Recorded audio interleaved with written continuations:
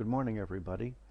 Uh, Now we are going to start Chapter 4, which is called Hemodynamic Disorders. In contrast to the three earliest chapters in which we learned about the scientific basis of inflammation, regeneration, healing, we didn't really get into too many real specific diseases.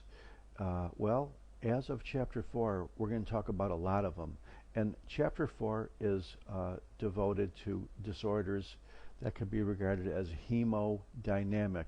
In other words, problems with flow, not problems of blood vessels, but everything that could go wrong inside a blood vessel, like forming thrombi or clots, like lack of complete perfusion of blood vessels, called shock.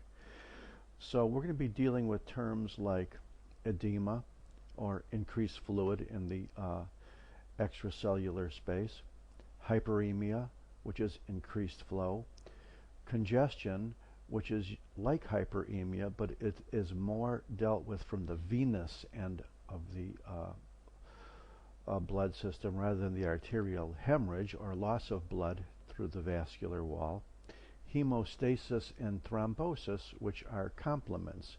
Thrombosis is the formation of clots. Hemostasis is the process by which clots do not form. We're going to talk about embolism, or breaking off of clots to go downstream with the flow after they form. Infarction, or dead tissue or organs due to significant lack of blood flow, and shock itself, which is circulatory collapse, or complete lack of significant total body blood flow, which you could guess is very, very serious. We could go back to an equation like this and blow your mind, but first of all, I don't even understand it. But what I do understand is that there's only 4 possible ways you can get edema. And one of those ways is to have increased hydrostatic pressure within a blood vessel. And we're talking about physical pressure. Another way is to have reduced oncotic pressure, or the pressure in the vascular system that is like a drawing pressure due to the fact that there are proteins in the blood, chiefly albumin, which tend to draw in fluids. The third possible way to have edema is through obstruction to the lymphatics, which drain the extracellular fluid. So if those drainage pipes are obstructed with either tumor cells or obstruction, or having been surgically removed or radiated where they no longer work because they're scarred, that'd be a third mechanism for edema. And of course, the old physiology adage of where the sodium goes is where the water goes. So anything that results in sodium retention, or lack of sodium excretion, or increased sodium absorption, mainly renal, would be the fourth and only out of the 4 possible mechanisms for edema. Water is about 60% of the body. Most of that, 2/3, is inside the cells. Only a small portion is in the vascular system, and the rest is interstitial.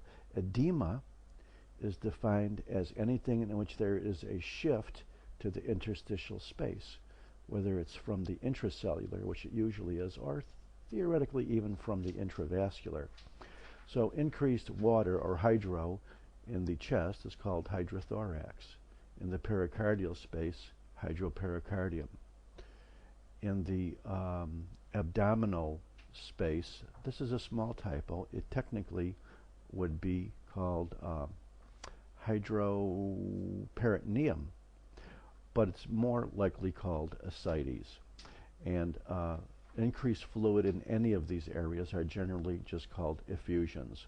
Total body edema, which usually results in multiple effusions as well, is generally and classically termed anasarca. How can we get increased hydrostatic pressure? Well, if there is impaired venous return, there's increased pressure within those veins. Perhaps the most common way to think of this is a heart that's failing and it can't take all of the venous return that's being given to it, so it winds up having an increased venous return. Technically, a constrictive pericarditis would also cause increased external pressure on the heart. In ascites, perhaps due to portal hypertension, we have the inability of portal blood to be filtered through the liver into caval blood due to fibrosis. So that's another reason for increased hydrostatic pressure, would be portal hypertension.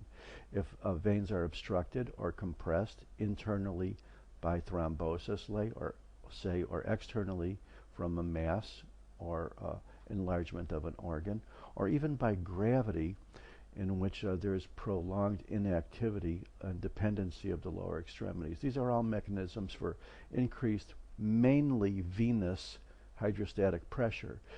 You can have arterial hypertension, of course, causing increased pressure as well at the arterial or arteriolar level. In heat, we can see increased hydrostatic pressure often. And neurohumoral dysregulation refers to the fact that there could be a neural component, because it's basically autonomic nerves that regulate blood vessels, to cause increased hydrostatic pressure as well. Let's talk about the second mechanism of reduced plasma oncotic pressure, because what we said is if your hydrostatic pressure is increased or your oncotic pressure is decreased, you have mechanisms for edema. If your proteins are decreased because you're losing them through the kidney or through the GI system, like with inflammatory bowel disease, that's one way. If your liver is not making albumin because it's diseased, that's another reason to have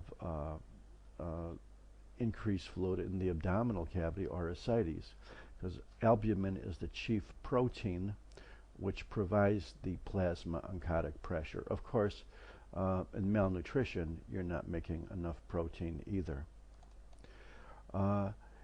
With lymphatic obstruction, if you just want to think mechanically and logically, if lymph vessels are inflamed or obstructed with inflammatory cells or filled with tumor cells or have been removed surgically, like a mastectomy, or perhaps have been radiated and are therefore scarred or fibrosed, that would be another mechanism for edema, because there is decreased lymphatic drainage. Last but not least, where the sodium goes, there goes the water. So even theoretically, excessive salt intake could result in increased sodium. Most likely it's due to some renal regulatory problem, the most likely and common of which would be renal hypoperfusion, which kicks in the renin-angiotensin-aldosterone axis and therefore has the net result of excreting potassium but retaining sodium.